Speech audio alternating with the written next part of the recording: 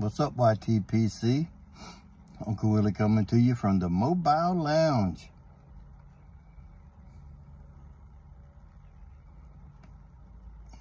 $2023. Yeah, freaking who?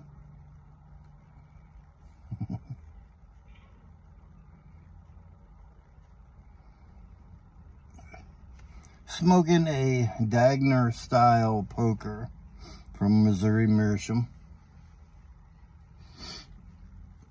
I guess the reason it's a Dagner is because it's got a slanted bottom. In it is some Bob's Chocolate Flake. Bob's CH Flake, excuse me.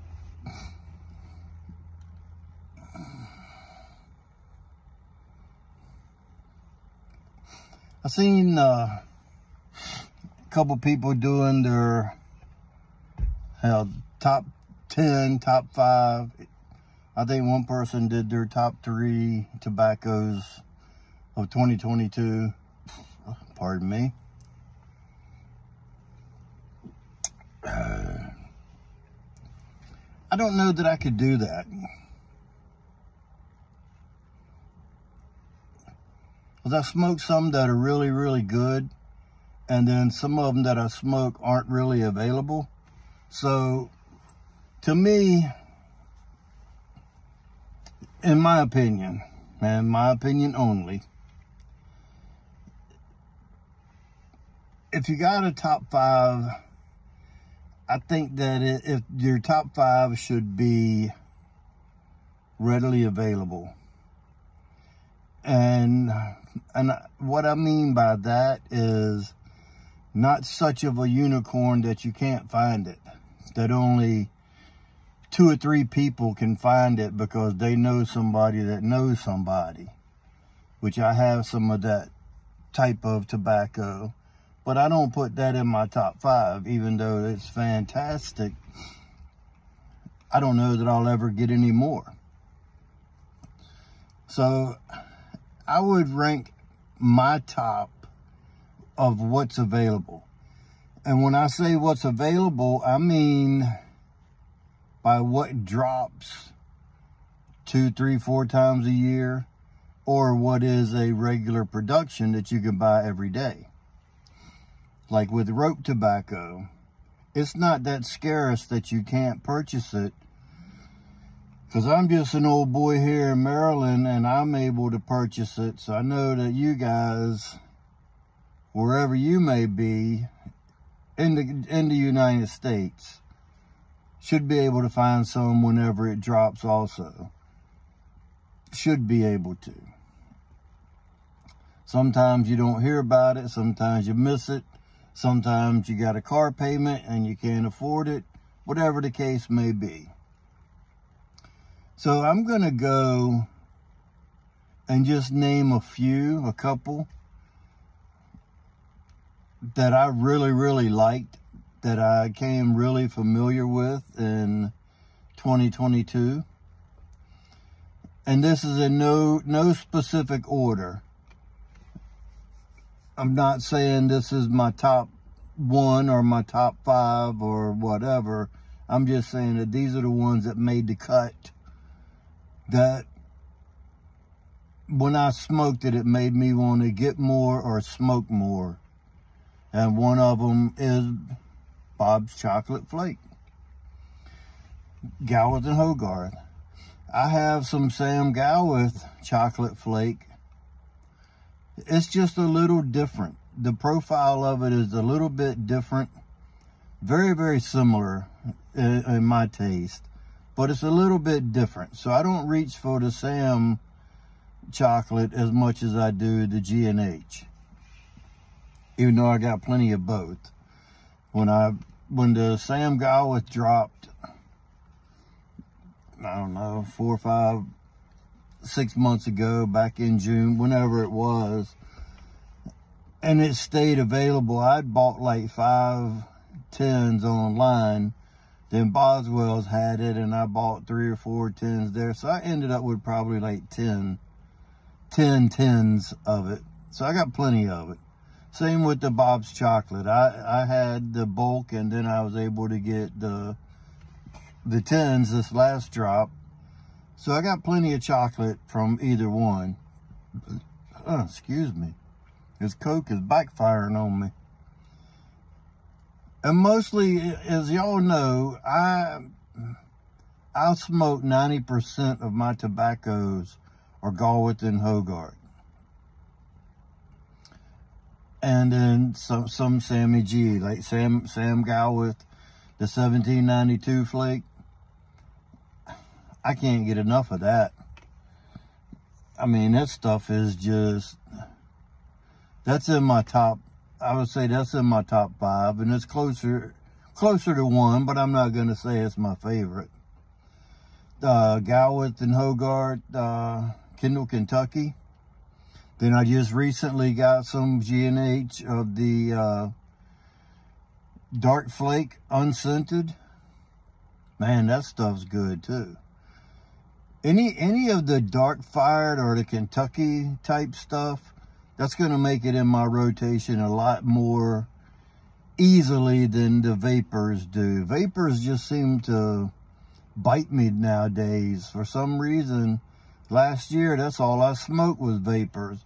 And I had never had any issues with it. I started smoking old dark fired, HH old dark fired, and HH Bold Kentucky. Then I tried some Virginia, and it just bit me. So I'm happy with this. I mean, I got plenty of Virginia and Virginia Preaks, but I can't smoke them. Actually, I tried to smoke a bowl of Sam Galwith Cabby's mixture before I got this. And I didn't even get a quarter of the bowl, let alone a third of the bowl. And it started biting so hard, I went and dumped it out in front of the lounge here, out in the street. That stuff isn't available. I mean, that is a unicorn. I was able to purchase some secondary market. I got 2 tins from Boswell's by luck. And then I got 4 tins secondary market. All 3 of them had different tin art. So I know they all are aged. At this point, they've got to be, the ones that I purchased are 2 years old, and the ones that I bought from the other guy with the different tin art on it, they had to be 4 or 5 years. So what it is anywhere between 3 to 5, maybe 7 years old, but it still is just too tart, too tangy, and just too bitey. I can't smoke it. Now with the rope, a couple of the ropes, to me, have the same flavor profile, like the Brown Irish X and the Brown Bogey. The Brown Bogey's got just a little bit more sweetness to it that makes it just so freaking good that the Brown Bogey, I would say, is in my top 5. The Brown Irish X, it would make the rotation, say, if I went out as far as my top 10. But the ropes, the whiskey rope and the rum twist, they had the dark fired taste to them, but they were more sweet. The rum twist is more sweet than the whiskey twist, but the whiskey twist has a some sort of whiskey topping that's got some sugar in it that gives it a sweet taste. They're not aromatics by no means, even though you would think that they would be. They're still smoky rope. The Black X is supposed to be stronger than the Brown X, but I don't find that in my taste. And with the Sam Galwith double X Black, that really doesn't have a whole lot of taste, in my opinion. I've smoked it. I ended up buying like 5 or 6 tins of it and jarred it all up. And I've smoked probably half a dozen or more bowls in different pipes, and it just doesn't do it for me. The black or the Black Irish is okay. It sort of tastes like the Brown Irish, but it's not. It's different. The two blacks, they're okay. I mean, I'm glad I have them. And then I have the Brown Irish X that's been chopped up. It's got coins and loose flake in it, ribbon cut type. That's good. The Bird's Eye Flake from Galwith and Hogarth. All of the dark fired type stuff, that's gonna hit my rotation. That's all of that's in my wheelhouse. I just love that dark fired. I just love it.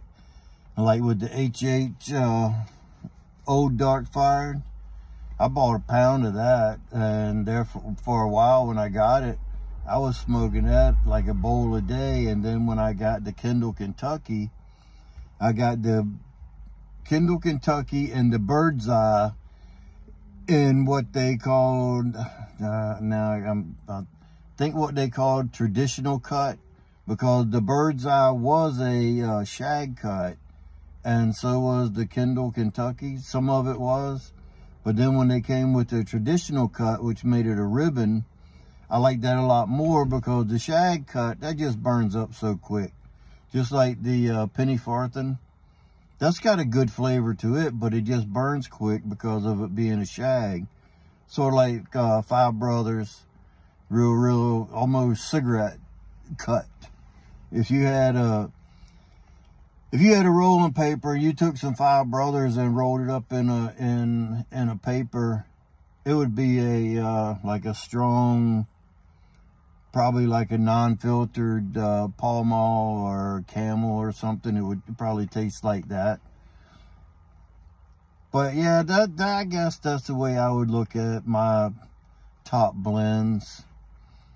And Rever Plug is just a phenomenal tobacco. But I'm not bragging here, but I have a substantial amount of Rever Plug, and some of you guys would never even see it. It's only available like in the UK, and I know somebody that lives over there that I was in touch with, and I ended up getting some and shipped to me that way. And that is a phenomenal tobacco, but I wouldn't put that in my top 5 because it's one that's not readily available. So that's the way I look at it anyway. So there you go. Hope y'all all had a safe and happy new year. I want to start the year off by thanking each and every one of you guys that have supported me and stuck around and watched all my videos.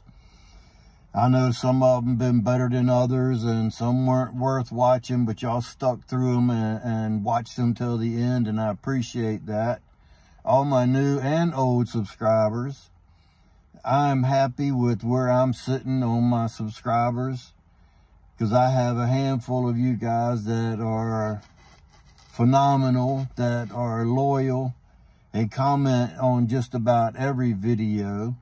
I try to comment back. When I don't comment back, it's because YouTube didn't let me see your comment. Because at least I will give it a heart. If I don't have a chance to answer it right then, I will at least give it a heart. So this is going on a little bit longer than I was anticipating. I'm already at 14 minutes here. I hope y'all stick around to the end of this one. There you go. That's my top few, whatever it is. I'm not going to put a number on them because I could smoke more of one than the other. So that's the way it goes with me. Cigars, different story. We'll talk about that in another video. But just remember, if you stay ready, you don't have to get ready. And with that being said, until next time, you know what to do. Stuff them and puff them.